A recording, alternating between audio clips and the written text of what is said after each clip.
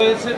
তবে কিছু কিছু আমলা আছে আমাদের ফুরফুরা দরবার শরীফে, তারা নিজের পকেটে উন্নয়ন করেছে, দরবার কেন্দ্রিক উন্নয়ন করেছে এবং আস্তলা বাস্তলা খিড়কিতে উন্নয়ন করেছে। দাদা পীরের দরবারের উন্নয়নের জন্য তারা সেভাবে এগিয়ে আসেনি, দাদা পীরের মুরিদানদের সেবার জন্য তারা সেভাবে এগিয়ে আসেনি, সব পকেটে উন্নয়ন হচ্ছে। তবে আমি ধন্যবাদ জানাবো আমাদের বিধায়ককে, তিনি যথেষ্ট উন্নয়নের জন্য এগিয়ে এসেছেন।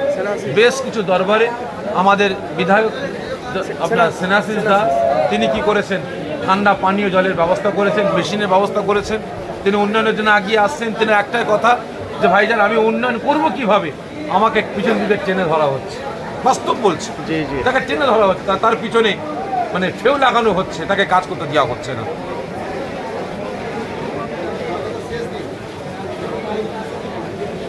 আগামীকাল ফুরফুরা দরবার শরীফে দাদা পীর রহমতুল্লাহ আলাইহের প্রতিষ্ঠিত ঐতিহাসিক ইসালে সওয়াব 21, 22, 23 ফাল্গুন ইসালে সওয়াবের শেষ দিন, আখেরি দোয়া।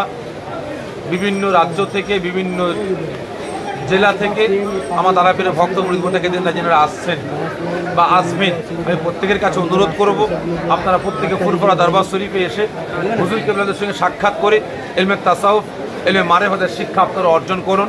5 ওয়াক্ত নামাজ জামাতের সাথে আদা করুন এবং তার সাথে সাথেই বাদ মাগরিব এবং ফজরের নামাজের পর জেকের মাহফিল হয়, জেকের মাহফিলে আপনারা সামিল হন এবং আপনারা বিভিন্ন জেলা থেকে, বিভিন্ন রাজ্য থেকে দাদা পীরের ভক্ত মুরিদ মোতাকিনগণেরা আসছেন। প্রত্যেকের সাথে প্রত্যেকে একে অপরের সাথে মোয়ানেকা দেখা সাক্ষাৎ আপনারা করুন। প্রত্যেকটা জেলার মানুষের সঙ্গে আপনারা, রাজ্যের মানুষের সঙ্গে আপনারা একে অপরের সঙ্গে সম্পর্ক করে তুলুন। ভাইজান দেখলাম আগামীকাল যে বিদ্যাসাগর কাসেম সিদ্দিকী আপনার সঙ্গে সাক্ষাৎ এলেন, কি কথা হলো?